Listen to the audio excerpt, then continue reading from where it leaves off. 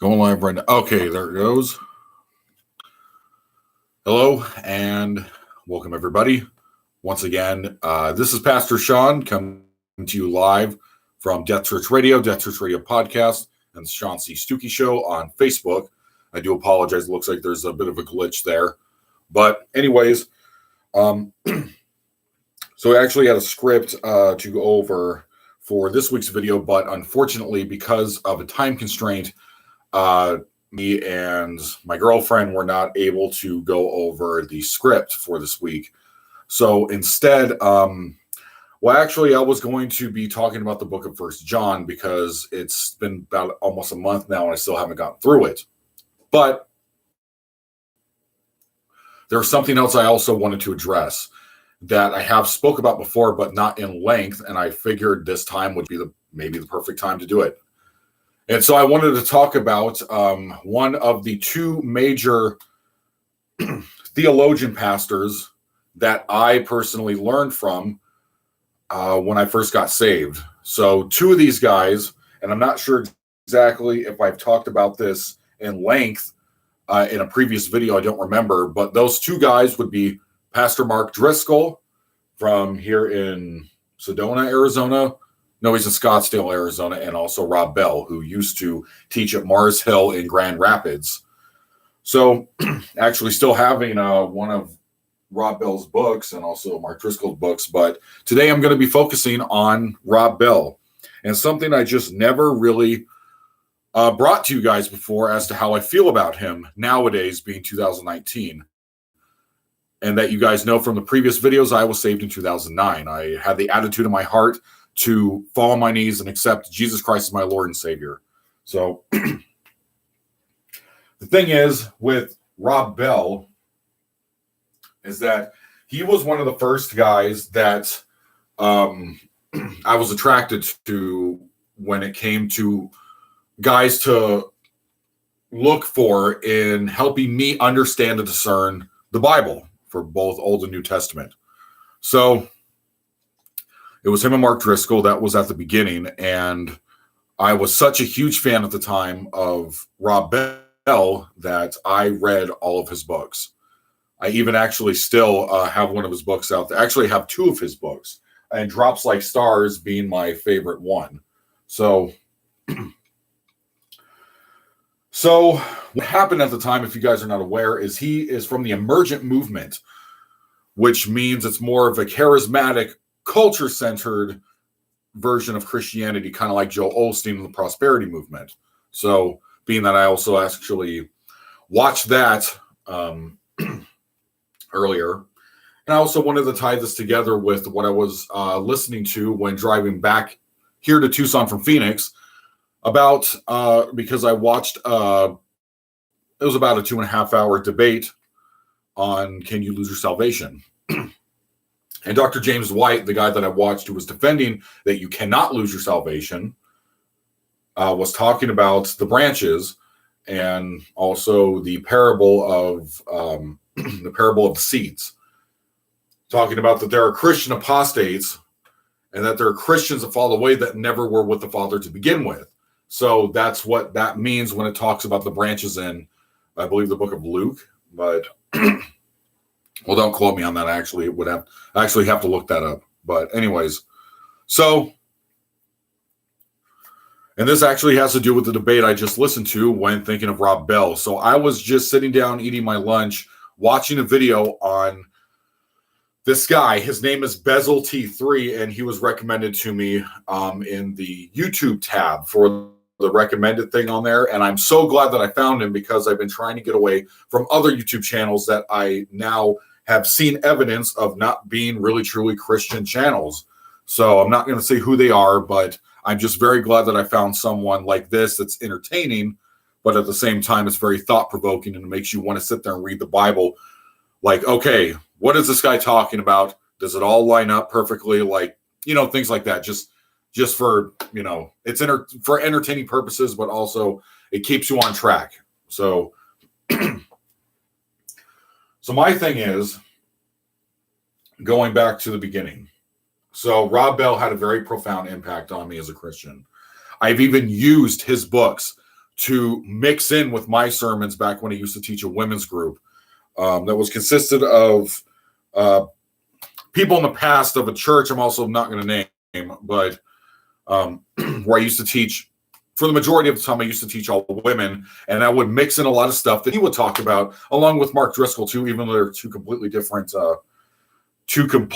denominations there. So it was like one was just not extreme enough, and one was a little too extreme, if you guys know what I mean about that. But anyways, so then I found out about maybe 2 years into being a fan of Rob Bell's, and I've watched back when he still was the pastor at the Grand Rapids Mars Hill Church, which I thought it was kind of ironic and weird that Mars Hill Church is the same church that Mark Driscoll was running in Seattle at the time. So back then, I literally was watching all of his sermons, even the ones where he teaches you how to properly write a Christian sermon for a service. So I was just gobbling up everything that he had. About 2 years later, I found out about this book that he'd written that I hadn't read at the time because it was the last book I read of his, and it was called Love Wins. And come to find out that he was subtly teaching, not exactly straightforward, but subtly teaching in the book that homosexuality is not, in fact, sinful. There's more than one road of paths that lead to one when it comes to marriage, and that hell doesn't exist per se. So like what Pope Francis is now teaching, where he's just straight out teaching that hell just does not exist. So just things about that, and I'll get to that in a different video with the Roman Catholic Church, and I'll go ahead and make more of a video on that, probably an extension to my video, Catholics are not Christians, maybe a part 2 or something. But anyways, so the thing is that I got the book from the library, the local library here, and I read through the book, or about half of it. And then that's when I started questioning things, whether if this guy is even really saved or not, because he is denying things that is pretty specific in the Bible to atone and try to defend American Western culture at the time, where nowadays in 2019, it's even worse. It is much worse when it comes to sexual sin. It's much worse. And it's not something where I can just talk to you guys about that and it's just like, well, it's okay with me because that's something that I've always struggled with, even when I was, a young teenager. It's just still, it's just still a sin that haunts me. I guess I can put it like that. But so I'm not the main guy to really teach on this kind of topic when it comes to staying celibate with sexual purity kind of thing, where it's something I have strived to do with prayer and going to rehab centers and, just stuff like that. But anyways, so the thing is that he just now straight up, and this will get to the next point of when I said, you know what, this was about 2015 where it's 2019. Yeah, it was 2015 where I just straight up said, you know what, I'm not going to read anything else by Rob Bell. I just can't do this anymore with him. And this is when he stopped being a pastor of his church. I'm not sure exactly what happened, if he either quit his job or he was fired. I'm not sure, but essentially he left and then got a job for the ON or OWN network, the Oprah Winfrey Network. I think that's what it's called. Something called the Rob Bell Show or something like that, where he was working with the guy who played Carlton on Fresh Prince of Bel-Air. So I watched one episode, and this was around the time when I was getting confused with my faith, because at the time, like I talked about in my video, 10 Years Saved, that halfway through that, being that the Calvary Church was the final nail in the coffin kind of thing, it was the final straw, and I left church. I quit going to church for about 4 years. And Rob Bell significantly had to do with that, of me quitting Christianity at the time, leaving the church, didn't want to have anything to do with it. And let me tell you exactly what I saw. So I turned on the TV program, and I believe they were in season 1 or something like that. I only saw a part of one. I think it was the pilot. I'm assuming. I don't know. It was this first season. But so not only at the time did I find out, because I was thinking, oh, they hired him to be on the show, so I guess he's going to be on here while he's also a pastor. No. He left the church, and he went to go do the show to make it a show about psychology, human psychology. And the episode I watched, he talked about people as suitcases. So I'm a suitcase, you're a suitcase, and we have this thing called baggage. And we need to be able to forgive ourselves and forgive the person, to write a note, a letter to the person who damaged us in childhood or the past in high school, middle school, former lover, things like that. To open up our suitcase and let those things go. Having nothing to do with Jesus. Not bringing up Jesus not one time, or the cultural liberal version of Jesus, which is essentially Satan. For all intents and purposes, for people who don't, just to be clear on this concept, when you watch someone like Joel Osteen from that church in Houston, it's the equivalent of watching services from, let's say, Anton LaVey's Church of Satanism in San Francisco. It's the same thing. Prosperity gospel and emergent gospel, things that connect to the culture and take certain aspects or parts of the Bible and throws it out, is essentially Satanism. If you take out the debate aspect and all the things that are clouded around it, you get to the very hardcore base of it. That's what that is. If it's not about what Jesus is preaching about in the 4 Gospels, and if you're not able to relay and connect these things from the Old Testament to New Testament, this is why it's heavily important for you to do hours upon hours upon hours of research and study when it comes to the Bible. Like, to really do an exegesis and look at things for what it says, and then not just take out specific lines to make your point as to what you think it's talking about, but break down the whole chapter so you know what is being taught. So anyways, so after I saw parts of that episode, I said, I quit. I'm done. Because that was also around the time when Mark Driscoll was forcibly fired, because I remember reading about that, and I saw the last service where he apologized with his family on stage to his church in Seattle, and then left. He quit for a year. Now he has a church here, and anyways, so here in the state. Well, anyways, that's where I said I quit. Now, just watching the video that I just watched while I was eating my lunch on Rob Bell, he was having an interview from what looked like in a park or the woods or something with Oprah and Rob Bell's wife. I'm not sure what her name is. And they were talking about a book that they wrote on marriage. And this came out about 5 years ago, 6 years ago. I didn't read that book, so I'm not actually sure what he talks about in there or what he teaches in there. If it's more of the whole human psychology thing, that if you make these steps, then you're going to get this goal. I'm not going to read that garbage. But anyways, so Oprah was talking about, she said, I'm so glad that you wrote this chapter about gay marriage and how, when is the church gonna, when is the church gonna start running up to this and start accepting these things? So he said, well, the culture's already there. And then she interjected, Rob Bell's wife, saying, well, I think that Christians are evolving and the Christian church is evolving to accept these things. And when Oprah said, why is this a chapter in your book? He said, well, it just makes sense that most people are lonely and you need to be able to get through this life with whomever person you want to be with. So this guy's not even Christian. He's an apostate. So this is something which it just is really, really disappointing to me personally, because I've learned so much from this guy. I've learned I should have known something was up when I watched him do an interview, and this was back when he was like bald, wearing those those circular glasses. That's the Rob Bell I knew. And from the Numa videos that he used to do, I don't know who this guy is.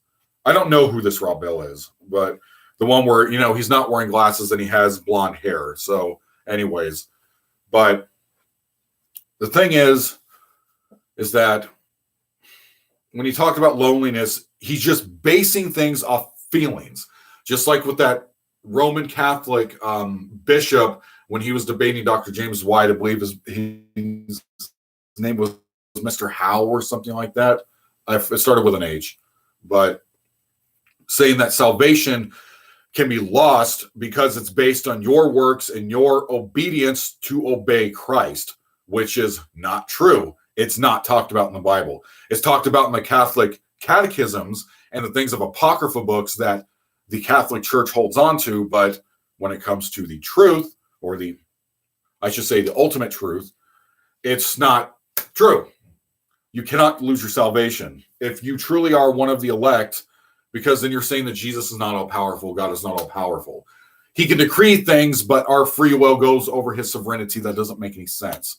So anyways, Rob Bell talked about, well, if you're lonely, then, how are you going to get through this life being lonely? I mean, I can think of 2 verses right now that Paul and Jesus talked about being single.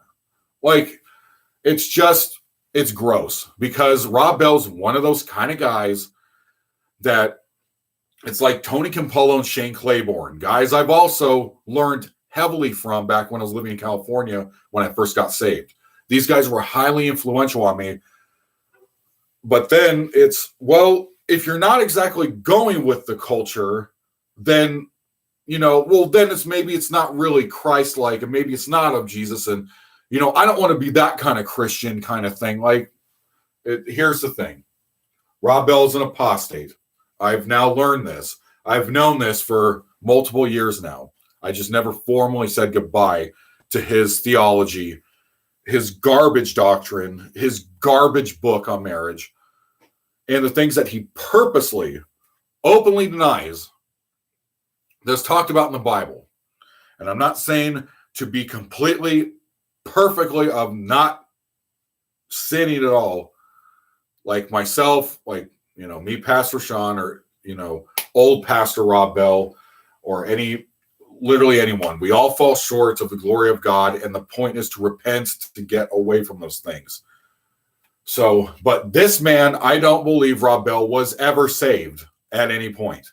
I believe he had some kind of revelation, being that he takes it like how Joel Osteen takes it, and from how I'm seeing this now, Kanye West takes it, that Christianity is nothing more than a self-help program.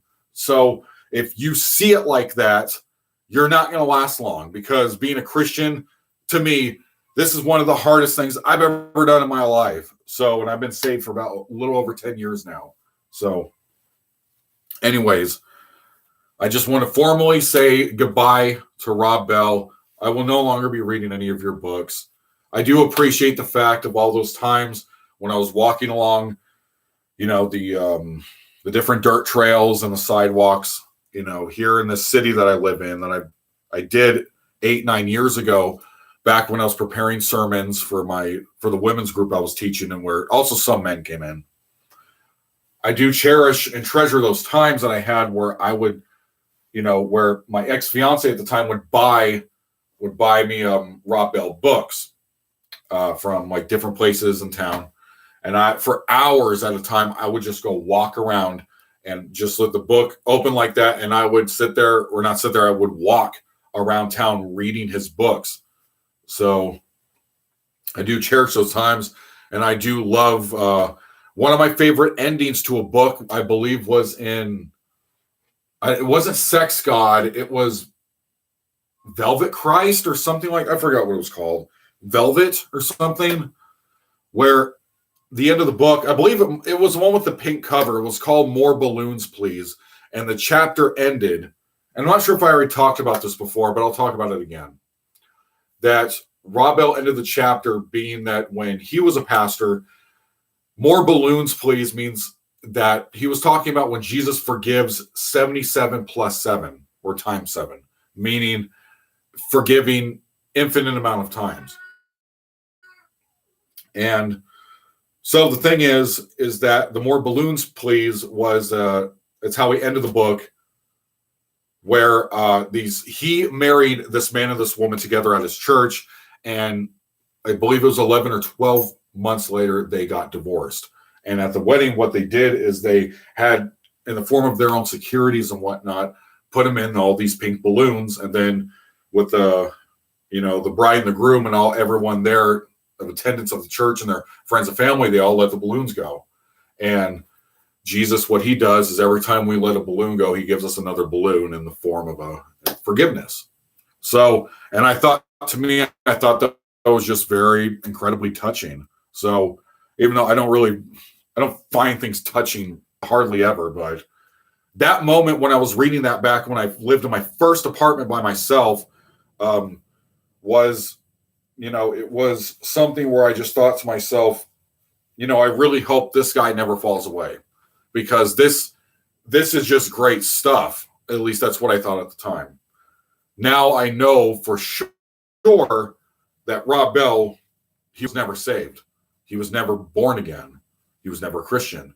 He was just Christian, like how someone who says they're a Jew, they're not to their traditions of Talmud, they're just born like that for their race. Or like how a person who's like a staunch Catholic, oh, I'm Catholic because I go to the parish and say the Hail Marys and stuff like that. It's more of like it's more of like a race thing where, okay, I'm Jewish because I was born of the Jewish race, but I'm not really Jewish because I don't practice. So I could be, okay, I mix that up. And then with a person who's Catholic, they just say, well, I'm Catholic because my parents are Catholic. It doesn't make any sense. So anyways, so yeah, that's how I feel about that.